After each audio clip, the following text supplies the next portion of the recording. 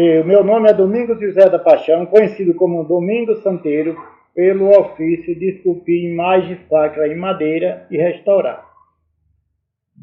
Eu nasci no Alto Sertão de Sergipe, sou o quinto filho de 23 que minha mãe pariu.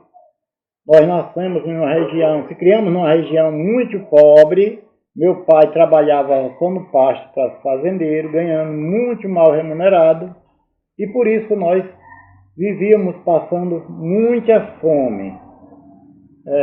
Lembro-me de dois fatos marcantes na minha adolescência, que foi quando duas irmãs minhas morreram de fome. E uma delas morreu nos meus braços, era 5 horas da manhã. Meu pai reúne a gente e diz: vocês têm que comer qualquer coisa para se manter vivo, para continuarem vivendo. E minha mãe teve uma ideia: que tal nós comer rato? E aí nós passamos a pegar rato e comer. Meu pai não comia, meu pai tinha nojo de comer rato. Morreu. Meu pai morreu de fome. Nós sobrevivemos. Meu pai tinha razão. E aí foram ficando adolescentes, cada um procurando umas meninas, ia trabalhar em casa de família, que antes todos trabalhavam na roça. E os meninos arrumaram mulher, cada um foi para um destino, e comigo não foi diferente.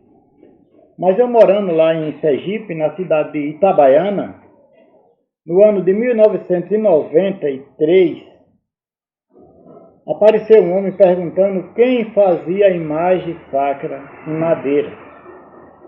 E eu parado, eu faço. E quem faz imagem é homem, e eu como homem tenho que fazer. E aí recebi um chamado para vir fazer 3 imagens em Feira de Santana. Eu nem sabia para onde ficava a Bahia. E nós viemos, quando cheguei aqui, eu vim morar em São José, na casa paroquial, a convite do padre padre Vianney. Fiquei esculpindo imagem aqui, fazendo imagem, e restaurando igreja, e trabalhei aqui em várias igrejas da Bahia, fazendo imagem e restaurando também, e fazendo altar também. Vendi uma casa que eu tinha na época em Itabaiana, comprei essa daqui e estou aqui até hoje. Sempre também trabalhando com antiquário, que é o que garante o feijão com arroz, é o antiquário. Em 2010, eu aprendo a assinar o nome. Quando eu cheguei aqui em Feira de Santana, eu era analfabeto de pai, mãe, parteira e vizinhança. Aí em 2010 eu aprendo a assinar o nome. Final de 2010, eu tinha 2 livretos publicados e 2 folhetos de cordel. No ano de 2015, eu fui o paraninfo da escola, do colégio Maria José de Lima, que hoje é o Maria Quitéria, que mora aqui em frente, aqui em casa. E em 2015, eu fui professor com 82 alunos, professor pelo Estado, pelo Mais Educação, com 82 alunos. 2016, eu dava aula de poesia na UF com a equipe de com a turma de pedagogia, com a doutora Maria Cláudia. Depois, passei para outra doutora, que eu no momento não me lembro o nome. Aí, em 2016, eu dava aula de educação integrada na Universidade Federal do Recôncavo, para 36 alunos. No ano de 2018, eu fui palestrante do Gabinete Português de Leitura em Salvador, onde recebo um convite para ir para Macau, na China, e Portugal. E quando a gente já estava de mala pronta, fecharam os aeroportos por causa da pandemia, e aqui no Brasil fecharam também as escolas e proibiram até da gente andar na rua. E aí veio uma dificuldade muito grande. Eu tomo a iniciativa de escrever para as empresas. E aí eu comecei a escrever para as empresas, como a história do Moinho Tabajara, a história da Escola Despertar, que eu escrevi 6 histórias, história da CEPREM de Engenharia, História da Motopel, História do Dispensário Santana, e história de fazendeiros, de pessoas que têm de família, de fazenda. E continuei escrevendo cordel.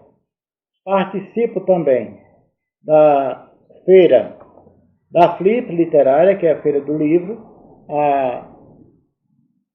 Esse ano vai ser a 16ª edição. Eu sempre participo porque, falando em apoio cultural, a UF de Feira de Santana, a Prefeitura e o Estado e o Governo da Bahia, eles dão, acho que ninguém no Brasil dá tanto incentivo como esse segmento. A Feira do Livro é uma feira literária imensa. Eu chamo a Bienal do Sertão.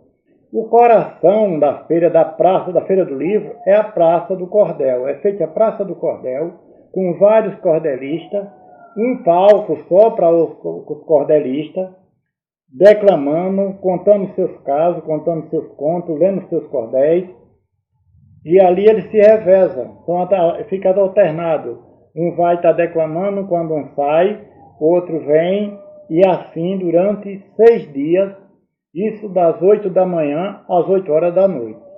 A história do Brasil e a história do Nordeste sempre foi contada através do cordel. Porque não existia rádio, não existia televisão, não existia jornal no sertão. Os fatos aconteciam e os poetas cordelistas escreviam, mandavam para a feira livre e lá sempre tinha um folheteiro ou um cordelista cantando, contando, fosse um caso, fosse um romance, fosse um drama, fosse um gracejo no cordel.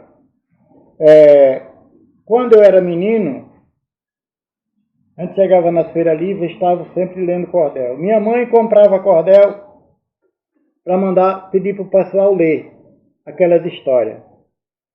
E eu escrevi o cordel aqui, apresentando o cordel.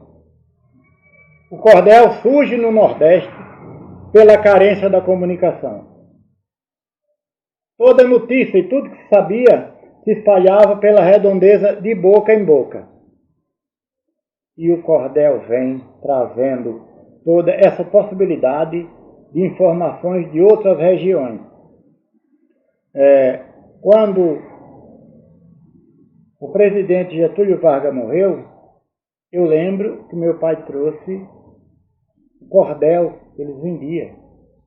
E ali leram e todo mundo ficava sabendo. Juntava, como não tinha muito o que fazer à noite, e aqueles que não estavam cansados do trabalho, se reuniam numa casa, aquele que sabia ler, ia ler aquelas histórias informativas, histórias de conto, história de princesa, de rainha, e histórias de gracejo, que era muito, para dar muita risada. Então eu escrevi esse cordel. Quando eu aprendo a assinar meu nome, eu venho andando ali, em frente ao mercado de arte, tinha um homem, um folheteiro, que hoje está dentro do mercado de arte, vendendo uns cordéis amarrados numa árvore. Ele chama Jurivaldo Alves. E ele, por coincidência, é o único folheteiro que existe vivo na Bahia ou no Nordeste.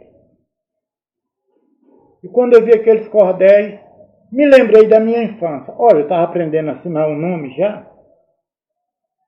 Aí eu digo, isso é cordel? Ele disse, aí ele começou a ler algum cordel. Aí eu comprei uns, com aqueles temas de antigamente. E aí fui ler aqueles cordéis. Mas lembro como uma recordação. Quando eu encontrei um cordel do Patativa do Assaré, que contava a morte de Nanã, quando eu li, eu chorei muito, porque eu estava vendo a minha irmã morrendo. A filha do Patativa morreu de fome, minhas irmãs morreram de fome. Aí eu me identifiquei, gente, isso está na minha vida, eu tenho que começar a escrever. E eu escrevi, comecei a escrever. E o meu primeiro cordel foi uma viagem cordel. Depois aí não parei mais.